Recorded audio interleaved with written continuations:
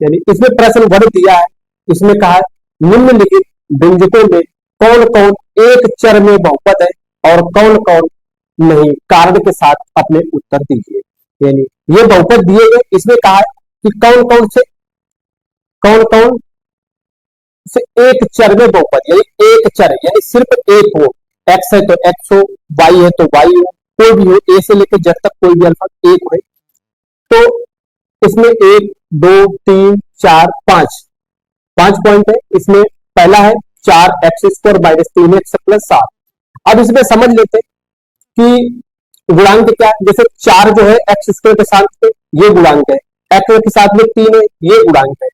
चर क्या है, जैसे x है, यहाँ पे x है, ये चर है।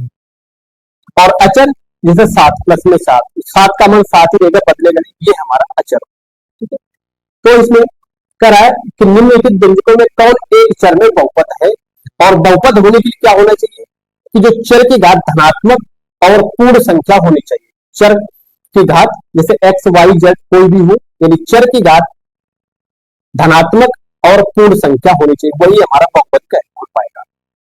तो बहुपद के लिए कंडीशन क्या, चर की घात धनात्मक और पूर्ण संख्या होनी चाहिए। तो पहले यानी पॉइंट इसमें 1 2 3 4 5 पॉइंट। पॉइंट 1 को देखते हैं, व्यंजक है 4x² माइनस 3x प्लस 7 में करा चर कितने, एक्स एक्स, चर तो एक ही है और x की घात यहाँ पे 2 है, यहाँ पे 1 है। तो इसको इसमें लिखना है व्यंजक में केवल एक चर है और जिसकी घात धनात्मक और पूर्ण संख्या है, धनात्मक और पूर्ण संख्या है लिखना, अतः व्यंजक एक चर बहुपद है। पॉइंट 1 दिया है इसमें 4x² माइनस का 3x प्लस का 7।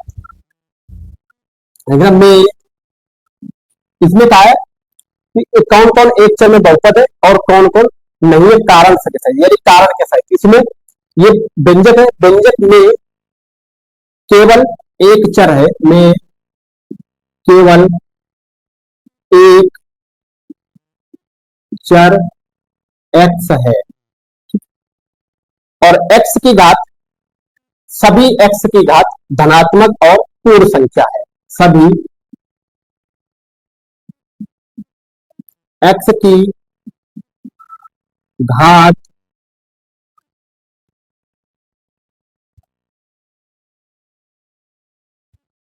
धनात्मक और पूर्ण संख्या है। ठीक है, लिखना है में ये दिया बहुपद, व्यंजक में केवल एक चर x है, x है, सभी x की घात धनात्मक और पूर्ण संख्या, क्योंकि देखो x की घात 2 है, यहाँ पे x की घात 1 है, धनात्मक और पूर्ण संख्या है लिखना है, अतः व्यंजक 4x² माइनस का 3x प्लस का 7 एक चर बहुपद है, एक चर बहुपद है, यानी व्यंजक इसमें केवल एक चर x है और सभी x की घात धनात्मक और पूर्ण संख्या है, अतः व्यंजक एक चर बहुपद है। अगला पॉइंट 2 दिया y² प्लस √2। सिर्फ इसमें कारण सहित यही पूछा है कि कौन कौन से एक चर बहुपद है और कौन कौन से नहीं, कारण सहित पूछा। इसमें देखो y² पे प्लस √2 है, यहां पे चर कितना है, एक y, तो यहां पे लिखना है में केवल एक चर y है और y की घात धनात्मक और पूर्ण संख्या है, अतः व्यंजक ये एक चर बहुपद है। लिखना में केवल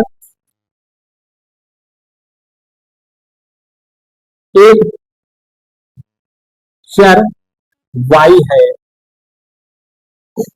वाई है, वाई की घात धनात्मक पूर्ण संख्या है। वाई व्यंजक में केवल एक चर वाई है, यहां पे लिख देना है व्यंजक, ये लिख देना है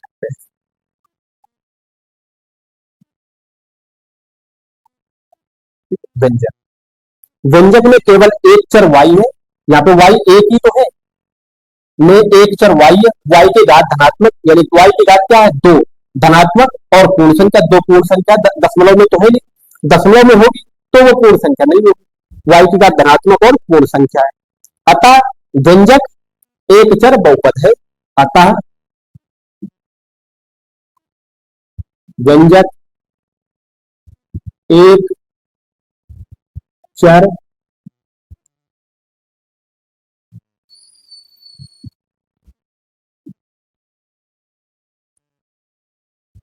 अतः व्यंजक Y square plus root two एक चर बहुपद है। एक चर बहुपद, यानी बहुपद होने के लिए कंडीशन सिर्फ ये है कि चरों की घात धनात्मक और पूर्ण संख्या होनी चाहिए, धनात्मक यानी ऋणात्मक नहीं होनी चाहिए, और दशमलव में और भिन्न में घात नहीं होनी चाहिए। अगला है तीसरा,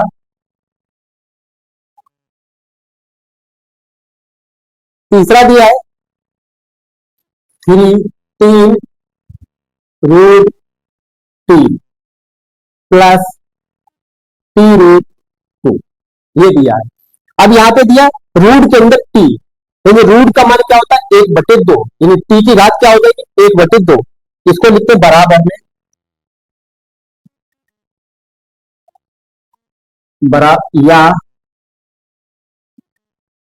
हो जाएगा ये टी की घात एक बटे दो, थ्री टी की घात एक बटे दो प्लस टी रूट टू, ठीक है।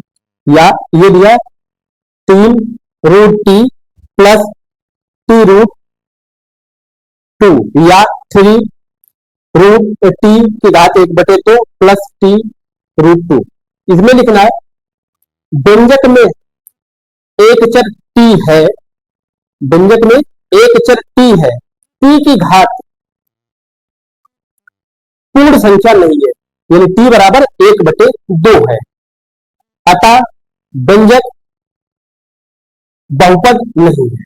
ये हमारा व्यंजक बहुपद नहीं, क्योंकि व्यंजक बहुपद होने के लिए क्या होना चाहिए, जो अचर होता है अचर उसकी घात पूर्ण संख्या होनी चाहिए, पूर्ण संख्या धनात्मक तो है लेकिन पूर्ण संख्या नहीं है।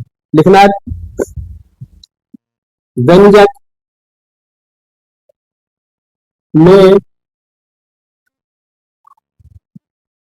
एक चर टी है,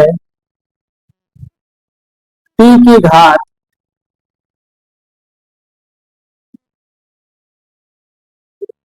एक बटे दो है,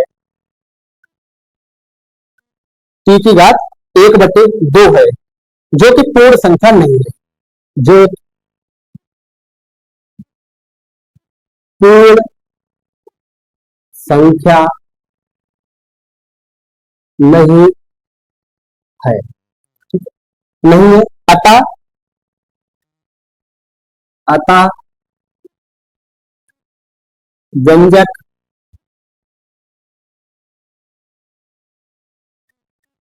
three root T plus T root two बहुपद नहीं है। व्यंजक एक चर तो है, एक चरी तो है, लेकिन बहुपद नहीं है, ठीक है, व्यंजक बहुपद नहीं। पॉइंट एक दो तीन कंप्लीट, इनको नोट कर लीजिए। और उसके बाद फिर 2 समझते हैं।